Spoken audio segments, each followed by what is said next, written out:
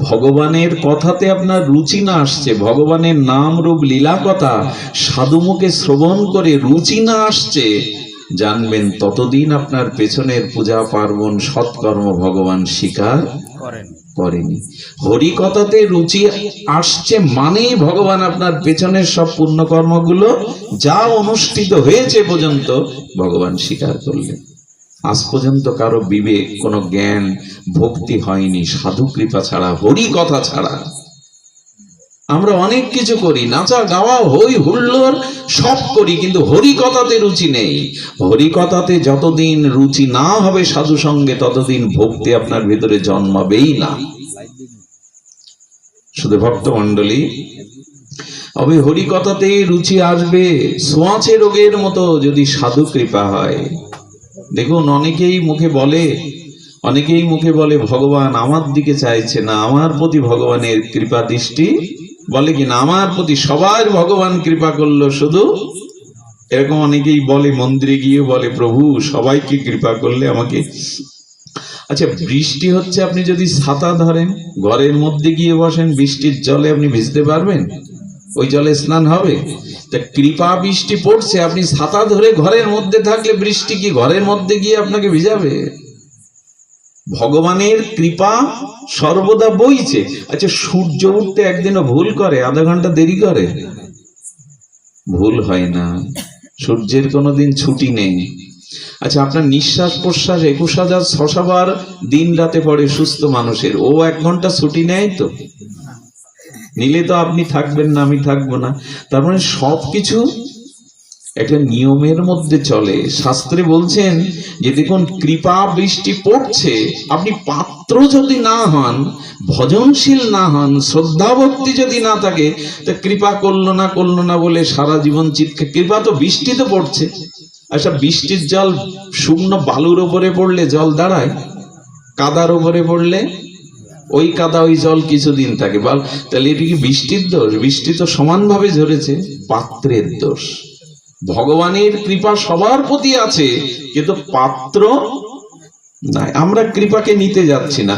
এই জন্য দেখুন, ভগবানের কৃপাতে 4টি বাধা।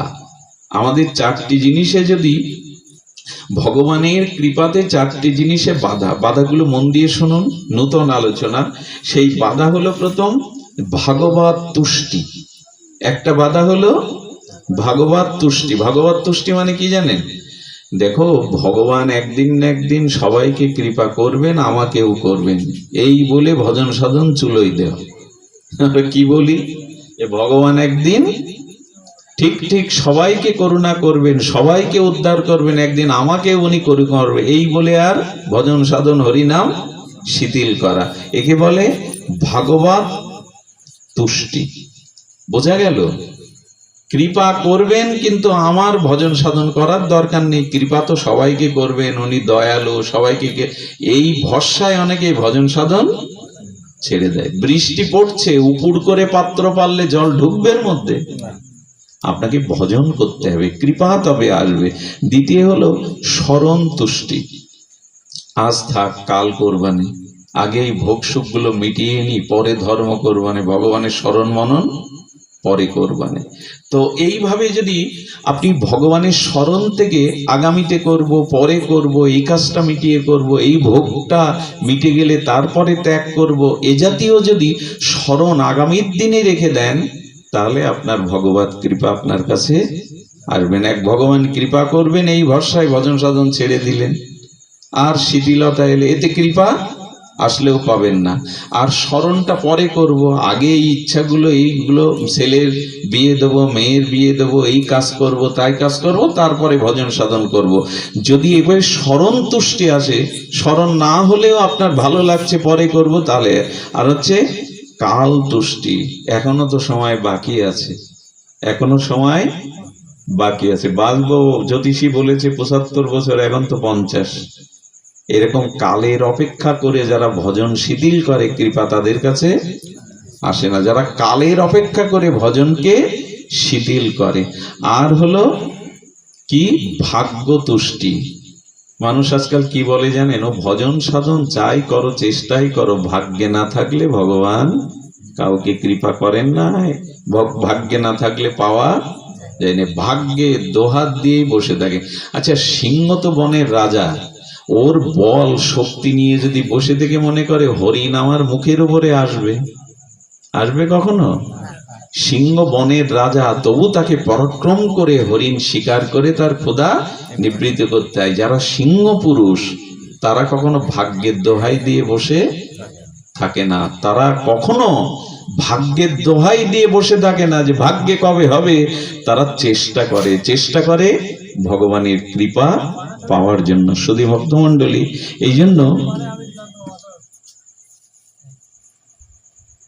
জন্য ভাগ্যের উপরে, কালের উপরে স্মরণ করে পরে করব এর উপরে আর আপনি কখনো ভগবত তুষ্টির উপরে ভরসা রাখবেন না। যদি রাখেন তাহলে আপনি কৃপাপাত্র হতে পারবেন না। সবশেষে বলি, রাত্র অধিক হচ্ছে, অনেকটা দূর ফিরে যেতে হবে, গহীন পথ। তারপরেও আপনাদের এইটুকু বলবো, অন্তিমে বিশ্রামে বলবো যে এইটুকু দেখুন, ভজন করুন। এই যেমন রাতটায় পাপ বাড়ে, ভোগ বাসনা রাতে বাড়ে বেশি। এই জন্য যারা প্রকৃত ভক্ত হয় তারা রাতটাকে কাজে লাগায়, ভজনে লাগায়।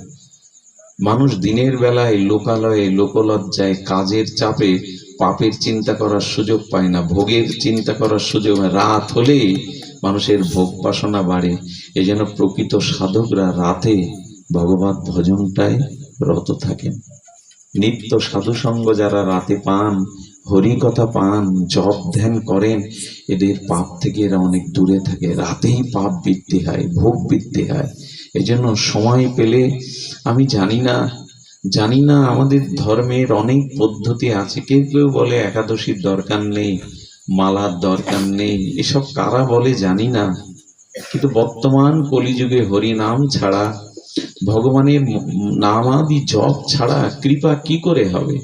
কোনো বাজ বিচার নেই, যা কিছু খাও, যা কিছু করো। বাজারে কিছু ওষুধ বিক্রি হয়, বলে কি কোনো বাজ বিচার নেই, যা কিছু খান, যেখানেই যান, একবার হাতে বাঁধলেই রোগ সব সেরে যাবে। কোনো বাজ বিচার নেই, হাতে বাঁধো লাল সুতো, মাজার ব্যথা, পেটের ব্যথা সব যাবে। এতে হয় না। অত বড় বড় ডাক্তাররা চেম্বার খুলে বসতেন না, অত সহজ না, কোনো বাজ বিচার নেই। আপনি নিষিদ্ধ বস্তু খাওয়া, আপনার হয়েছে অ্যাজমার রোগ, আপনি একদিক থেকে ওষুধ খাবেন, বিড়িও টানবেন, কিন্তু বিধি নিষেধ আসে শাস্ত্রে। যারা বলে কোনো কিছুর দরকার নেই, কোনো বাজ বিচার দরকার নেই, সব হলো, এরকম না। তাহলে গীতার প্রয়োজন ছিল না, বেদের প্রয়োজন ছিল না, শাস্ত্রে বিধির প্রয়োজন ছিল না, যদি সব হয়ে যাবে। একদল আছে এরকম সুযোগ খোঁজে, একাদশী করার দরকার নেই, ব্রতের দরকার নেই, জপের দরকার নেই, শারীরিক কষ্টের দরকার নেই, হয়ে গেল সব, একবার বললে হয়ে গেল। এরকম না, অত সোজা না। এই জন্য কোনো কিছুই করা লাগবে না, সবকিছুই হয়ে যাবে। হয় না, সাধন বিনা সাধ্য বস্তু নাহি পাওয়া যায়। সাধনার দুটো টাকা রোজগার করতে গেলে মানুষকে কত স্বার্থ জলাঞ্জলি দিতে হয়, মাথার ঘামে পায়ে ফেলতে হয়। আর ভগবানের ভক্তি লাভ এমনি হবে। প্রথমে কি হতে হবে? শ্রদ্ধা আসতে হবে, তারপরে সাধু সঙ্গে আসতে হবে। শ্রদ্ধার দ্বারা সাধু সঙ্গ করলে তারপরে আপনার জীবনে হরি নাম, শ্রবণ, কীর্তন, স্মরণ, ভজন আসবে। ভজন করতে করতে অনাদিকালের পাপ এগুলি দূর হবে, অনাত্মগুলি দূর হবে। অনাত্মগুলি দূর হলে নিষ্ঠা আসবে, নিষ্ঠা থেকে রুচি আসবে, রুচি থেকে ভাব আসবে, আসক্তি আসবে, তারপরে ভক্তি, তারপরে প্রেম। খুব সোজা। আগে শ্রদ্ধা, তারপরে সাধু সঙ্গ, তারপরে ভজন ক্রিয়া, অনাত্ম নিবৃত্তি, নিষ্ঠা, রুচি, আসক্তি, ভাব, ভক্তি, তারপরে প্রেম। চিলেকোটায় লাফ দিয়ে ওঠা যাবে না, সিঁড়ি বাই সিঁড়ি উঠতে হবে। আমরা বললাম কোনো কিছুই করা লাগবে না, হই হুল্লোড় করো, খাও দাও, কোনো বিচার নেই, হয়ে গেল। অত সোজা না। তবে এগুলি ধর্মে দেওয়া আছে কেন? ধর্মে দেওয়া আছে, কিছুই তো করে না এরা। তো যদি প্রথমেই এদের বাজ বিচার দিয়ে এরা আর করবে না। অলস ব্যক্তিকে যদি বলা হয় রান্না করে খাও, ও আর উঠবে না ঘুম থেকে। এক রাজা তার মন্ত্রীকে বলছেন, আচ্ছা আমার রাজ্যে কতটা অলাস আছে, তুমি বুদ্ধিমান মন্ত্রী একটু আলাদা করে দেখাও দি কটা অলাস আমার রাজ্যে আছে। তখন বললো, রাজা আপনি ঢেড়ি দেন, যে যারা অলস তারা রাজপ্রাসাদে আসুক, বিল্ডিং করা হয়েছে, এসি আছে, এখানে খাওয়া দাওয়া সব ফ্রি। ওমা সেই গ্রামের 90% লোক এসে বসেছে ওখানে, এসি খাওয়া দাওয়া ফ্রি। রাজা বলছে, মন্ত্রী এ তো সবাই অলস, গ্রামের 90% লোক। বলে এইবার তো আসল পরীক্ষা, বলে এর মধ্যে বেছে নেওয়া যাবে প্রকৃত কারা অলস। কি করে? রাজা বলে, পেট্রোল দিয়ে ঘরে আগুন দিয়ে দিই, পেট্রোল দিয়ে আগুন জ্বালান, তাহলে বোঝা যাবে কে অলস। এই আগুন যদি লাগে আর কেউ দাঁড়ায়, এসি আর তখন টান ধরে, সবাই দৌড়াতে দৌড়াতে দুজন খাটে শুয়ে আছে, তারা আর উঠছে না আগুন দেখে। আগুন আসছে তো একজন আলসে করে বলছে, আগুন লেগেছে। লেগেছে লেগেছে, ঘর পর্যন্ত তো এখনো আসেনি, আসুক, আগে গায়ে তাপ লাগুক। হ্যাঁ, মন্ত্রী বাইরে দিয়ে ফলো করছে, আদি আলসে কারা, আগে তো ঘরে আসুক। বলে দেখো সন্ধ্যা হয়ে গেছে, তো একটু আলো জ্বালালে হতে। বলে আগুন তো আসছে, আর আলাদা প্রদীপ জ্বালাবো কি? আর একজন বলছে, আগুন তো আসছে, ওই আলো জ্বালবে, আমি আর উঠে আলো জ্বালাবো কি? রাজাকে বললেন, এদেরই খেতে বলতে দিন, এরাই প্রকৃত অলস, এরাই প্রকৃত অলস, এদের খেতে বলতে দিন, সবাই অলস না। তো যে যে মতে কোনো বাজ বিচার নাই, শুধু এই করো তাই করো, কেন বলেছে জানেন? সেই সব মহাপুরু, এরা তো কিছুই করে না, এদের যদি খাদ্য নিষেধ করি, কঠিন ব্রত দেয়, এরা কিছু মানবে না। তাই আপাতত বলি সব করো, অন্তত ভগবানের নাম। কিন্তু ভজন করতে করতে তখন আপনার মনে হবে, না, সংযত হওয়া দরকার, বিধি বিচার দরকার। যার বিধি নেই তার ভক্তি কখনো, যার সদাচার নেই, বিধি নেই, তার কখনো ভক্তি আসতে পারে না। এই জন্য নিবেদন করবো আপনাদের কাছে, যে বিধিবিধার নাই এমন নাই। গীতা ভাগবত শাস্ত্র বলেছে যে ভক্তির একটা বিধি আছে, শাস্ত্রের একটা বিধি আছে, এটা পালন করো। সব শেষে বলবো, ভগবানকে ভালোবাসুন, হরিনামটাকে গ্রহণ করুন চলতে ফিরতে। আপনাদের মনে আছে আমাদের ভেঙ্কটেশ ভগবান, দক্ষিণ ভারতের অনন্যতম আমাদের ভেঙ্কটেশ ভগবান, আমাদের বালাজি। এই বালাজি ভগবানের মন্দিরে এক স্বামী স্ত্রী ওই কুয়ো থেকে জল তুলতো, স্বচ্ছ জল, সেই জলে বালাজির অভিষেক হতো। 1000 বছর আগের ঘটনা, অভিষেক হতো। এবং ওই জল দিয়ে ফুল, ঠাকুরের বাসন কোসন গুলো বিধৌত করে পবিত্র। কিন্তু চৈত্র বৈশাখ মাসে সেই কুয়োর জল শুকিয়ে গেছে। তো সে বলছেন, এই জলে আর ভগবানের অভিষেক হচ্ছে না, ভগবানের থালা বাসনগুলো ধৌত করা হচ্ছে না। স্ত্রী তখন 7 মাসের গর্ভবতী। কয় মাসের? দেখো, আমাদের তো পয়সা কড়ি নাই, জন ধরতে পারবো না, আমি কুয়োর মধ্যে নেমে মাটি কেটে কেটে দিচ্ছি, তুমি একটু এই ঝুড়িটা মাথায় করে একটু দূরে মাটিটা ফেলে দাও, কুয়োটা খুললে জল বেরোবে। 7 মাসের গর্ভবতী স্ত্রী না বলল না। ভগবানের সেবার কি মন! তো যখন মাথায় তুলে প্রথম দিন বয়েছে, মন্দির থেকে ভগবান দেখছেন ঘেমে যাচ্ছে, গর্ভে সন্তান, 7 মাস গর্ভবতী, আর স্বামী বলেছে মাটিটা কাছে ফেলো না, ফেললে ধুয়ে আবার কুয়োটা বুঝে একটু দূরে ফেলে। দ্বিতীয় দিন কি বলবো আপনাদের, একটা বালক এসে হঠাৎ করে ওই মার মাথা থেকে বোঝাটা নিচ্ছে, মা আমার মাথায় দাও, তুমি কি পারো? বলি, তুমি এতটুকু বালক পারবে? বললো, আমার গায়ে বল আছে, দিয়ে দেখো না। মা ওই স্বামী তুলে দেয় কুয়ো থেকে উপরে, ওখান থেকে মা তুলে নিতে গিয়েই এসে ছেলেটা ধরে ধরে ফেলে দেয়। প্রথম দ্বিতীয় দিন স্বামী লক্ষ্য করেনি, তৃতীয় দিন বলছে, আছে কালকে তুমি এত তাড়াতাড়ি মাটি ফেলছিলে কোথায়, কাছে ফেলেছো কি? খুব দ্রুত মাটি ফেলে আবার আমার কাছে ঝুড়ি দিচ্ছ। বললো, তোমাকে বলা হয়নি, কারণ ওই ছেলেটা নিষেধ করেছিল তোমাকে, জানো একটা কি সুন্দর দেখতে ছেলে এসে আমার মাথা থেকে ঝুড়িটা কেড়ে নিয়ে মাটি ফেলে দিয়ে আসে। বলে, না, আজ আসলে তুমি কিছু বলবে না, আজকে ঝুড়িটা মাথায় দিয়ে যখন ছেলেটা মাথায় দিয়েছে, তখন এই ভক্ত মাথা উঁচু করে ওর উপরে উঠে এসে দেখে তার মাজার দিকে তাকিয়ে গোবিন্দ সব খুলে এসেছে ভগবান, কিন্তু তার মাজায় যে সোনার একটা বাজুবন্ধ, ওইটা আর খুলতে মনে নেই ভেঙ্কটেশ ভগবানের। হ্যাঁ, খুব জাগ্রত আমাদের বালাজি ভগবান।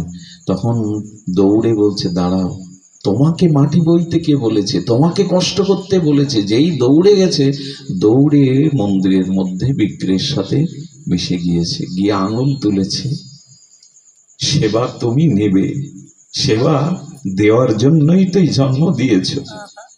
তুমি কেন মাটি বইবে? তোমার কাজ সেবা নেওয়া। তুমি কেন এসেছো? তুমি ওখানে দাঁড়িয়ে দাঁড়িয়ে সেবা শুধু গ্রহণ করবে। ভগবান তখন বলে উঠেছেন, মাকে দিয়ে বাবাচ্ছেন, 7 মাস গর্ভবতী। বললেন, তোমার জন্য যারা কষ্ট করে তারা কষ্টকে কষ্ট মনে করে না। এই শরীর শ্রীগাল কুকুরে খেয়ে ফেলে, চিতাই দিলে ছাই হয়। সে শরীর যদি তোমার ভজনে না লাগে, তবে শরীর বৃথা ধারণ করা তুমি একদমও আসবে না। এই কষ্ট করতে দাও। এরাই ভগবানকে বুঝেছে, এরাই ভগবানকে ভালোবাসতে পেরেছে। এই জন্য এই শরীর দিয়ে মন দিয়ে একটু ভগবানের কাজ করুন, জীবনটা সার্থক হবে, জীবনটা আনন্দময় হবে। ভুল যেন আর না করি। কত জন্ম ভুল করে বসেছি, কত জন্ম তাকে ভজন করিনি। মৃত্যুর সময় ভগবানের নাম নিলেই ভগবান আপনাকে গ্রহণ করবেন। আর এই জন্ম মৃত্যু চক্রে কেন বারবার অভিশাপ ভোগ করবেন? দেখুন, ব্রহ্ম জ্ঞানও যদি আপনার হয়, তবু আপনার প্রারব্ধ নষ্ট হবে না, কর্মফল আপনি নষ্ট করবেন ব্রহ্মজ্ঞানী হলেও। কারণ ব্রহ্ম জ্ঞানের থেকে কর্মফল আরো বলবান। তবে এই প্রারব্ধ কর্মফল একটা উপায়ে নাশ হতে পারে, সেটি হলো ভক্তিতে ভগবানের দিব্য নামে। ব্রহ্মজ্ঞানের থেকে প্রারব্ধ কর্মফল আরো বলবান, আর প্রারব্ধ কর্মফলের থেকে বলবান হলো হরিনাম আর ভক্তি। কারো যদি ভগবানে ভক্তি হয়, হরিনামে রুচি হয়, তবে যে মানুষটা সমাজ বিছানায় পড়ে থেকে রোগ ভোগার কথা, তার 2 দিন জ্বর এসে কর্মফল শোধ করে নেবে। ভগবানের নাম ভক্তি কর্মফলের থেকেও আরো বলবান, প্রারব্ধের থেকেও বলবান। এই জন্য ভগবানের নাম নিন, তাকে ভক্তি করুন, ভালোবাসুন। তাহলে কর্মফল যেখানে সমাজ ছুঁয়ে থেকে ভোগ করার কথা, সেখানে 2 দিন অল্প জ্বর এসে আপনাকে ভুগিয়ে দেবে। ভগবানের নামে এই ক্ষমতা আছে, ভক্তিতে এই মাধুর্য আসে। আর নয়, আপনাদের এই গ্রাম ভাগ্যবান। আজকে আমার সামনে যেসব প্রসাদভোজী সাধুরা এসেছে, এদের অনেক ভাগ্য ফলে দেখা মেলে। আপনারা হয়তো এদের পরিচয় জানেন না। এরা পরম ভক্ত। আজ এই যে গ্রামে একজন সাধু প্রবেশ করে, সেই গ্রামের বাতাস বদলে যায়। আজ এখানের এই উঠানের বাতাসটা এখন এর মধ্যে আপনারা যারা আসবেন তারা পবিত্র হয়ে যাবেন, তাদের মনে অশুদ্ধ চিন্তা আসবে না। আমি জানি না কতটা ভাগ্য ফলে হলে আজকে দুপুরে যেভাবে বৃষ্টি এলো, ঝড় ঝঞ্ঝা এলো, এরকম একটা গ্রামে অনুষ্ঠান করা আশা ছেড়েই দিয়েছিলাম। কিন্তু যিনি এই অনুষ্ঠানটার জন্য বারবার বলেছেন, তিনি অনেক বড় মনের মানুষ। বাইরে দিয়ে তাকে সাজ পোশাক সাধুতা না দেখলে তিনি পাটকেল ঘাটার অপূর্ব দাদাজি। অনেক দিন ধরে এই দিনটার জন্য উনি এত আবেদন, আমরা ভোটের জন্য গাড়ি পাচ্ছি না, তিনি পাটকেল ঘাটা থেকে গাড়ি পাঠিয়ে দিয়েছেন, ব্যবস্থা করেছেন। তিনি নিজে এসেছেন, তার ব্যবসা প্রতিষ্ঠান ফেলে, তার সন্তান স্ত্রী সবাইকে নিয়ে, তার নিজজনদের নিয়ে পাটকেল ঘাটা থেকে, কবিরবনি থেকে, আমাদের প্রফেসর দাদা থেকে শুরু করে দাদাজিরা কত কষ্ট করে এদের মতো প্রসাদভোজী শুদ্ধ ভক্তরা, নামনিষ্ঠ আমাদের প্রেমানন্দ, ধনঞ্জয়, যাদের নাম নিলেই হৃদয় শুদ্ধ হয়, এরাও এসেছেন আজ। আপনারা বড় ভাগ্যবান। আর আমার সন্ধ্যাদির ভাগ্যের তো তুলনা নেই। এরকম জায়গায় তিনি আজ কয়েক বছর ধরে আমাদেরকে জানান, দাদাকে জানান যে বাবার উদ্দেশ্যে যদি গ্রামের বাড়িতে একটা অনুষ্ঠান হয়, যদি বলেন না আমরা আপনাদের ধন্য করতে আসছি না, আমরা নিজেরাই ধন্য হতেও এসছি, তবে আপনারাও ধন্য এদের মতো শুদ্ধ সাধু পেলে। সাধু যেখানে আসে সমস্ত অমঙ্গল দূর হয়। সাধু যেখানে সমাগম হয়, সেখানে দেবতারা পেছনে পেছনে আশীর্বাদ দিতে আসেন। সাধু সঙ্গে হরিকথা যেখানে হয়, সেখানে রাধা মাধব শুধু না, পবিত্র মনি ঋষির আত্মাগণও এসে আশীর্বাদ করেন। যেখানে সাধুমুখে হরিকথা হয়, সেখানে পূর্বপুরুষরা আশীর্বাদ করতে থাকেন, তারা উদ্ধার হতে থাকেন, আশীর্বাদ করতে থাকেন পূর্বপুরুষরা। তাদের মঙ্গলের জন্য। সাধু যদি কখনো গৃহে আসে, সেখানে মৃত্যু, শোক, ভয় পর্যন্ত দূর। সূর্য উঠলে যেমন আর অন্ধকারের ভয় থাকে না, তেমনি সাধু সমাগম হলে সেখানে মৃত্যু, জরা ব্যাধি, ভয়, শোক ও তাপও দূর হয়। সেই সৌভাগ্য আজ আমরা পেলাম।